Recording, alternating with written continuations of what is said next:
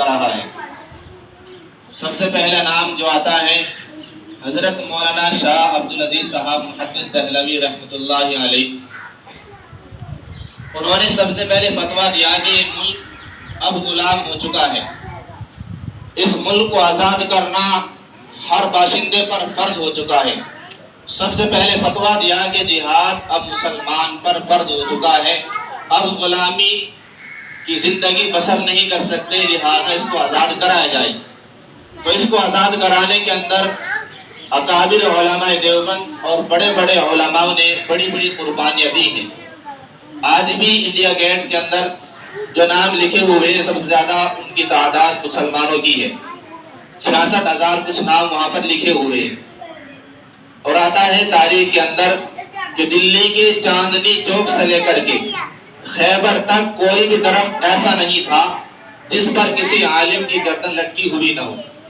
تو اتنا ظلم اور اتنی شدت پسند حکومت نے یہاں کے مسلمانوں پر، یہاں کی عوام پر ظلم کیا تھا۔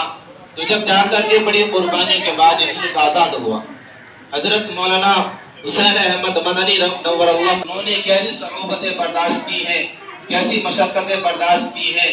کراچی انگریز جج کے سامنے کھڑے ہوتے ہیں اور جو ان کے پاس سفید کپڑا ہوتا ہے اس کو لہرا کر کے اس کو للکارتے ہیں۔ انگریز جج کہتا ہے کہ حسین احمد، تم نے فتویٰ دیا ہے کہ انگریز کی فوج میں بھرتی ہونا حرام ہے۔ حضرت فرماتے ہیں کہ دیا کیا ہوتا ہے، میں دیتا ہوں اور دیتا رہوں گا جب تک اس جان کے اندر سانس باقی ہے، جب تک جسم کے اندر سانس باقی ہے، میں فتویٰ دیتا رہوں گا کہ انگریز تیری فوج میں بھرتی ہونا حرام ہے۔ تو انگریز جج کہتا ہے کہ حسین احمد یہ نہیں جانتا کہ اس کی سزا کیا ہے۔ فرماتے ہیں کہ سزا کیا ہو سکتی ہے، سولی پر لٹکا دیا جائے گا، یا تختہ دار پر چڑھا دیا جائے گا، یا پھانسی دے دی جائے گی، یا مجھے کو کھڑا کر کے گولی مار دی جائے گی، اس کے علاوہ اور کیا ہو سکتا ہے۔ لیکن حضرت مولانا علی جوہر صاحب جو وہاں پر کھڑے ہوئے تھے، حضرت قدموں میں پڑ گئے اور فرماتے ہیں کہ حضرت بیان بدل دو۔